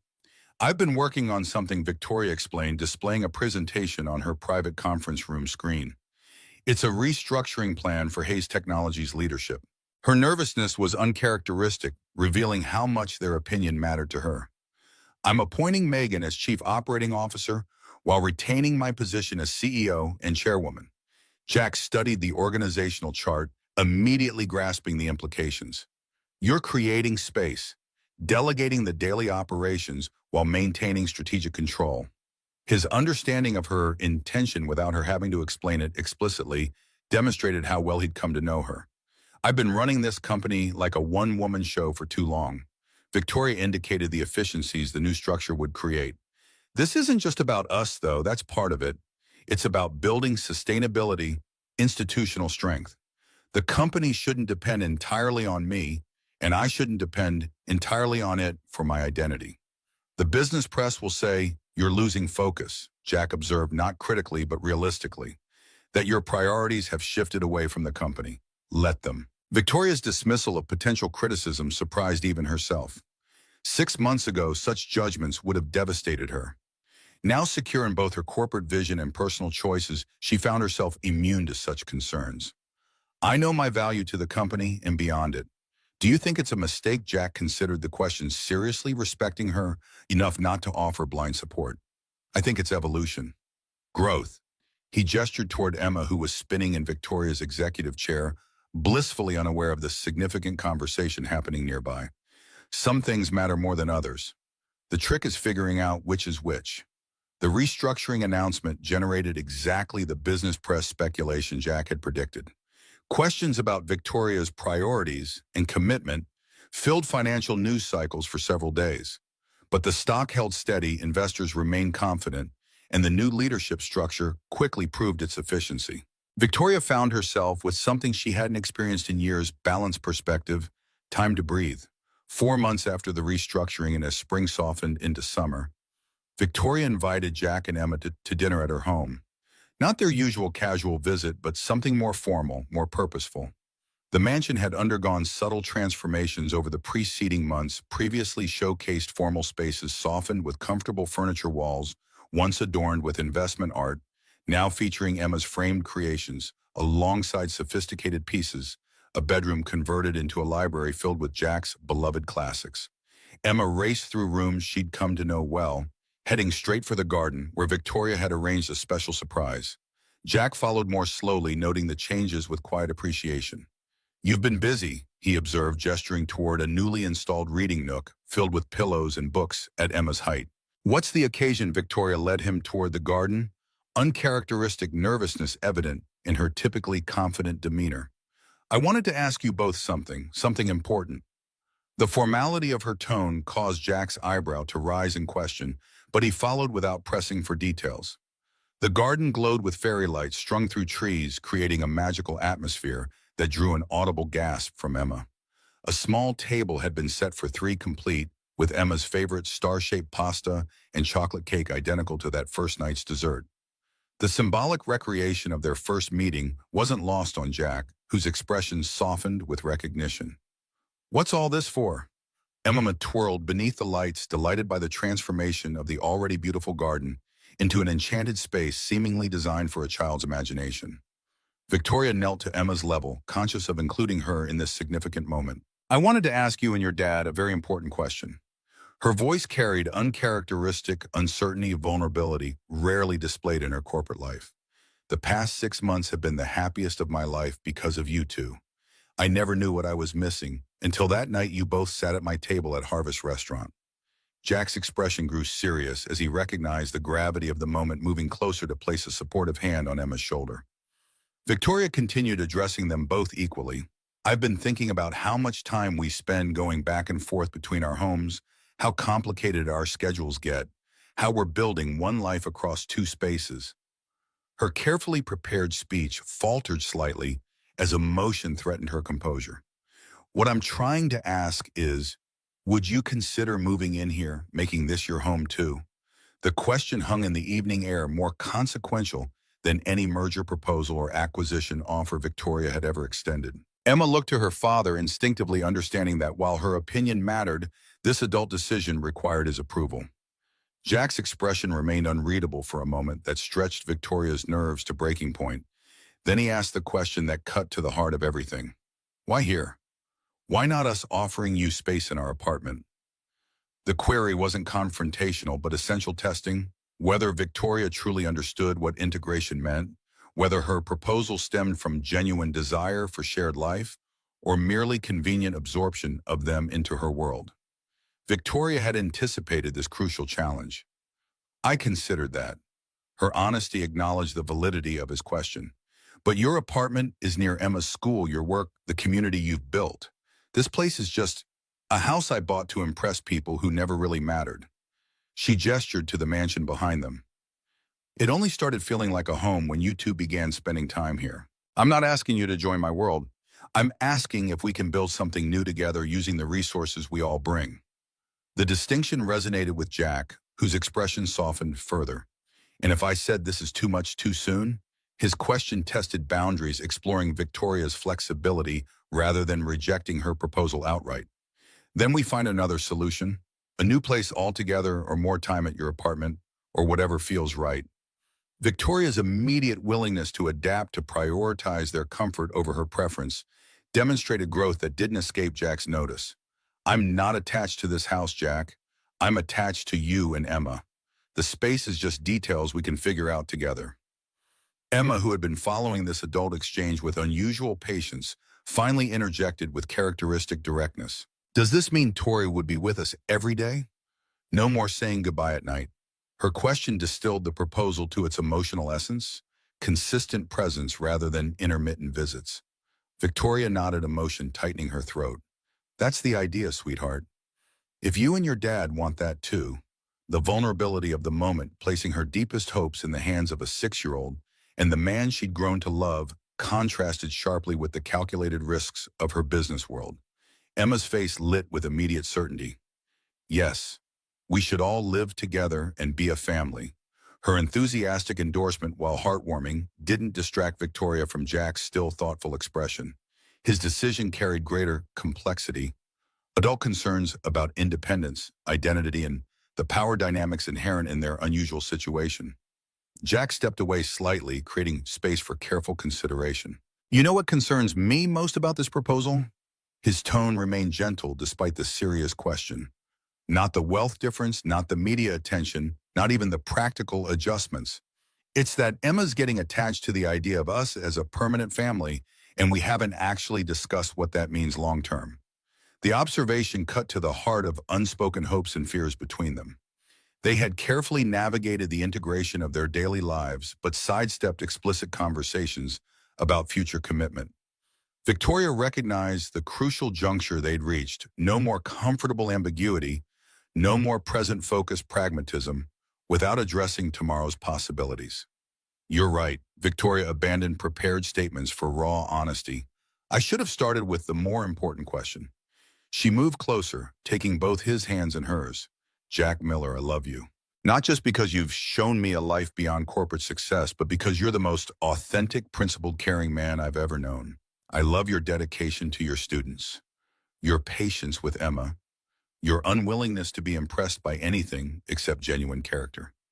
Jack's expression softened further, but Victoria continued, needing to express everything this moment demanded. I love Emma as if she were my own. I know I can never replace her mother, and I would never try.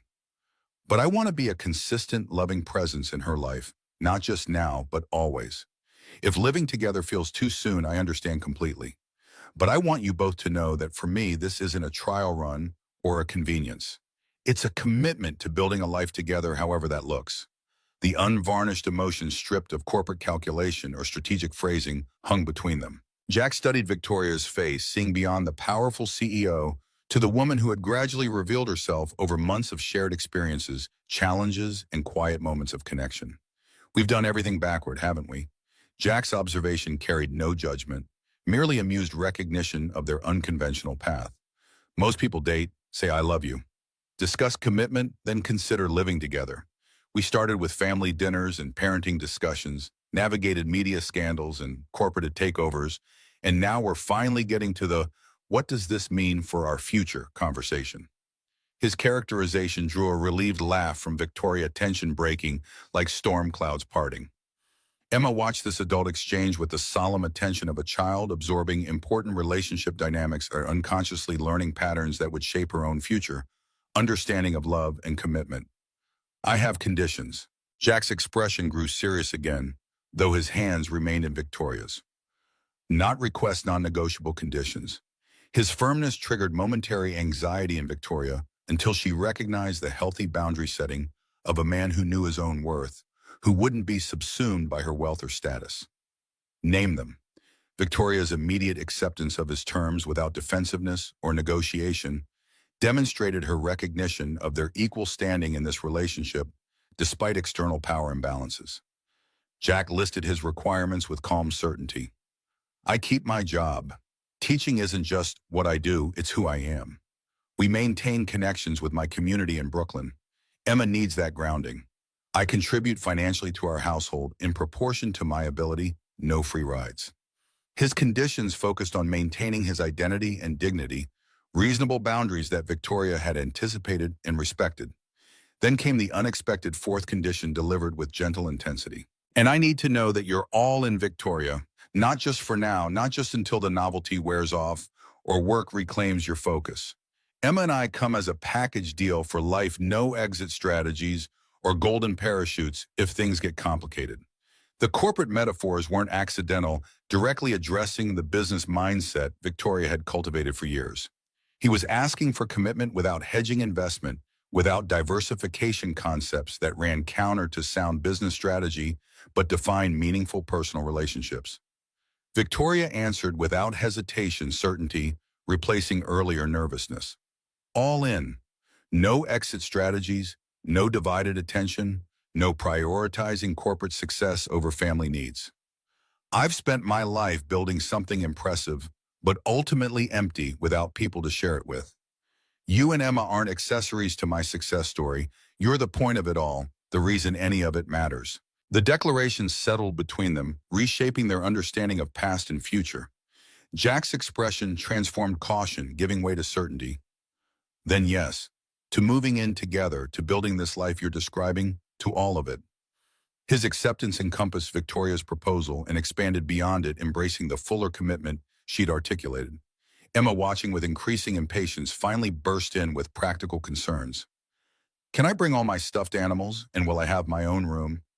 Her priorities drew affectionate laughter from both adults, grounding their emotional moment in the practical realities of family life. The transition happened gradually over the following weeks. Jack and Emma didn't simply move into Victoria's mansion. They transformed it together into a true family home. Emma's room became a creative project they tackled as a trio: purple walls, as she'd insisted, star-shaped lighting fixtures and bookshelves filled with their growing collection of science and adventure stories. Jack converted one of the mansion's formal sitting rooms into a comfortable study where he could grade papers and prepare lessons, maintaining his professional identity even as his personal life evolved. Victoria found herself changed by their presence in ways she hadn't anticipated. She learned to loosen her perfectionism, to find joy in Emma's creative chaos, to value Jack's practical wisdom above corporate accolades. She still led Hayes Technologies with vision and authority, but no longer defined herself exclusively through that role. 1 year after their chance meeting at Harvest Table, Victoria arranged a special anniversary dinner in their garden.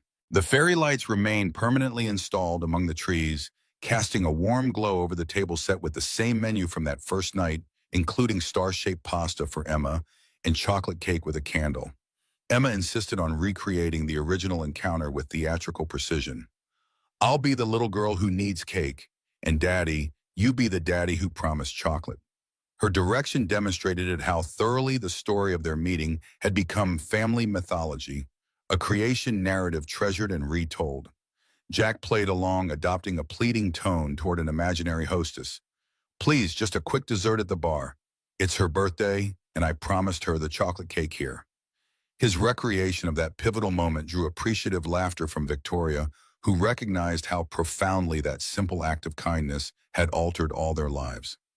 As they enjoyed their meal together, Victoria reached for the small velvet box she'd been carrying for days. She'd considered elaborate proposals, rooftop restaurants, private concerts, exotic vacations, but ultimately recognized that this setting, their home and garden, held the most meaning.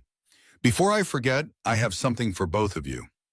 Victoria passed Emma a small gift-wrapped package. The child tore into it eagerly, revealing a delicate silver bracelet with 3 interlinked charms, a book, a microscope, and a heart. It's us, Emma exclaimed, immediately recognizing the symbols. The book for Daddy, the science thing for me, and the heart for all of us. Her intuitive understanding of the symbolism touched Victoria deeply. That's exactly right. Victoria helped Emma fasten the bracelet around her small wrist. And there's something else. Something I want to ask your dad, but I wanted to ask for your permission first. Would that be okay? Emma nodded solemnly, instinctively understanding the importance of the moment. Jack watched with curious confusion as Victoria retrieved the velvet box from her pocket and knelt beside his chair. Jack Miller, 1 year ago, you sat at my table as a stranger and changed my life completely. You showed me what it means to live with integrity, to love without calculation, to build something meaningful beyond corporate success. She opened the box, revealing a simple platinum band. I want to continue this journey not as CEO and teacher, not as billionaire and single dad, but as partners equals family. Will you marry me? The proposal, unconventional, like everything in their relationship, hung in the garden air. Jack's expression shifted from surprise to something deeper, more profound. Victoria Hayes, tech billionaire, proposing on one knee to a high school teacher, it defied every conventional narrative, yet felt absolutely right. Emma could barely contain herself, bouncing on her toes beside them. Say yes, Daddy, say yes. Her investment in the outcome was total, her face alight with hope. Jack reached out, taking Victoria's hand and pulling her to her feet. I never expected any of this. His voice held wonder rather than doubt. A year ago, I just wanted chocolate cake for my daughter. Now I'm being proposed to by the most remarkable woman I've ever known. His eyes held hers, serious despite his smile. Are you sure, really sure, this isn't just the next logical step in your 5-year plan? Victoria laughed, recognizing his teasing reference to her strategic planning tendencies. No 5-year plan could have predicted you, Jack Miller. You're the variable that changed all my calculations, the factor I never accounted for. And I've never been more certain of anything in my life. She squeezed his hands. So, what's your answer? Jack glanced at Emma, whose anticipation had reached nearly unbearable levels, then back to Victoria. Yes, of course yes. To all of it, marriage, family, our future together. The simplicity of his acceptance matched the directness of her proposal, no qualifications or conditions necessary. Emma erupted in celebration, dancing around the garden as Victoria slipped the ring onto Jack's finger. He pulled her into an embrace, whispering against her hair, "You know this breaks every rule of conventional romance. Aren't I supposed to be the one proposing with a diamond ring?" Victoria smiled against his shoulder. "When have we ever done anything the conventional way? Besides, I thought you appreciated someone who challenges traditional gender roles." Her teasing reference to one of their early literary discussions drew a laugh from him. True enough, Jack examined the platinum band, its subtle engraving catching the fairy lights. "What does it say?" He squinted at the inscription. "Worth fighting for." Victoria watched as recognition dawned in his eyes, the phrase from their conversation in his classroom months ago, when he'd asked if their relationship was worth fighting for to her. "I meant it then, and I mean it even more now." Emma interrupted their moment, tugging at both their hands. "Does this mean Tori will be my mom now?" The question, innocent yet profound, created a momentary pause. Victoria knelt to Emma's level, choosing her words carefully. "It means I'll be your stepmother, which is a very special job. I won't replace your birth mother. She'll always be part of you. But I promise to love you, care for you, and be there for you always. Is that okay with you?" Emma considered this with surprising thoughtfulness. "Can I still call you Tori?" Her practical question cut through potential emotional complexity with childlike directness. "You can call me whatever feels right to you, sweetheart." Victoria brushed Emma's hair from her forehead. "Names aren't as important as what we mean to each other." Emma nodded, decision made. "I'll call you Tori, but you'll be my bonus mom. I heard Zoe call her stepmom that, and I like it better." The term bonus mom brought unexpected tears to Victoria's eyes, the simple acceptance more moving than any corporate achievement. That night, after Emma had gone to bed, Jack and Victoria stood in their garden, his arm around her waist as they looked up at the stars visible despite the city lights. "A year ago, I was Victoria Hayes, CEO, period. Nothing else defined me." She leaned into his embrace. "Now I'm so many things, partner, almost wife, bonus mom. And somehow I'm more myself than I've ever been." Jack pressed a kiss to her temple. That's how you know it's right. When adding new identities doesn't diminish you, but expands you, makes you more fully who you were meant to be. His teacher's wisdom, so different from corporate strategy, yet profoundly true, was one of countless reasons she'd fallen in love with him. They had many challenges ahead, integrating their lives, completely navigating their different worlds, building something lasting from an unexpected beginning. But standing there in their garden, Victoria felt a certainty beyond anything in her business experience.